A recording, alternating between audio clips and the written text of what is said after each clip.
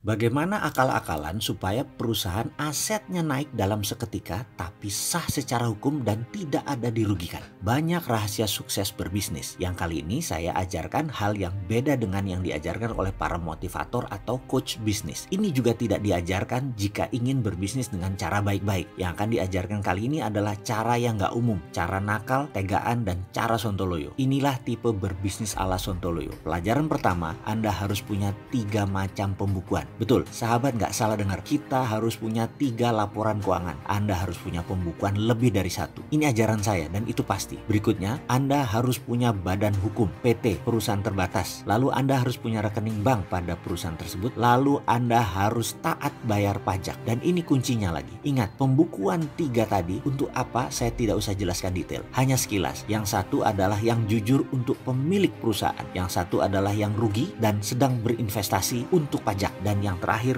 bagus untuk investor. Bagaimana mengkombinasikannya agar sah, baik di mata pajak dan negara, baik di mata investor, dan baik di mata pemilik. Disinilah video ini bertujuan. Nanti kita akan sampai di sana setelah pelajaran berikutnya tentang membuat holding. Jadi pelajarannya tentang holding dulu. Holding bisa diciptakan di awal dengan membangun anak usaha atau beberapa perusahaan bergabung menciptakan holding. Saya lebih suka yang kedua karena itu lebih mudah ngakali bank. Saya coba menjelaskan cara membuat holding. Misalnya si A memiliki usaha dengan nilai aset 100, B mempunyai usaha dengan nilai aset sama juga 100, C memiliki bidang usaha yang sama juga nilainya 100. Ketiganya sepakat membuat holding PT ABC, masing-masing menyerahkan 100 ke PT ABC. Jadi PT Holding ABC nilainya 300 sekarang. Ini adalah akuisisi 100% ke holding. Pembukuan di PT A, Anda memang sudah memiliki 100. Di pembukuan PT ABC, si A juga memiliki 100 atas aset tersebut. Betul, begitu melihatnya ya. Jadi di pembukuan yang berbeda tadi, A asetnya kalau dijumlahkan menjadi 200. Dari PT A 100, dari PT ABC 100. Walaupun aset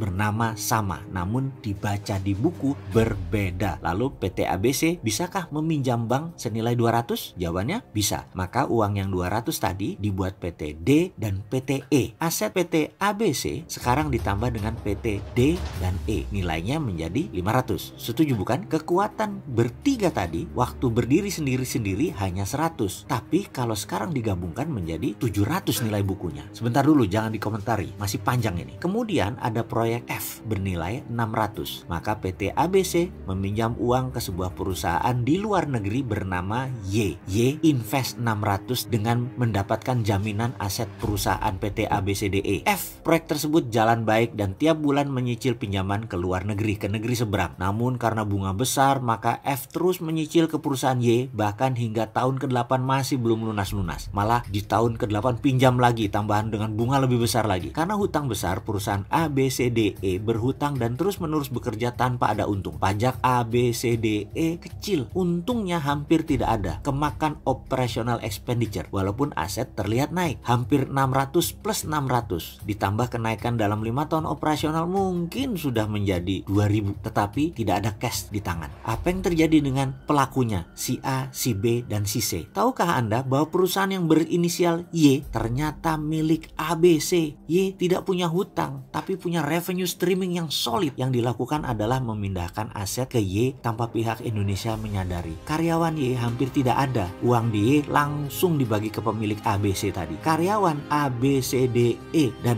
F semua hidup biasa saja yang di Indonesia itu. Perusahaannya pas-pasan aja. Negara ya dapatnya sedikit lah dari pajak. ABC si individu melakukan transfer pembukuan. ABC hidup sangat layak dan kaya raya. Asetnya ada di ABCDE plus F plus Y. Ya begitulah sisi kecil apa yang seorang Sontoloyo lakukan selama 25 tahun berbisnis. Masih belum ada apa-apanya dibanding yang lain dan masih banyak lagi jurus yang disembunyikan. Kalau sudah berani begini dibuka tujuannya satu, artinya Sontoloyo tidak main kayak beginian lagi. Anggap saja ini sebagai magic reveal, membuka tabir teknik sulap agar pesulap menciptakan ilmu baru lagi. Dan kasihan bagi pesulap junior menjadi garing karena ketahuan semua triknya. Begitu juga dunia bisnis akal-akalan. Kita sudah punya trik baru. Maaf ya.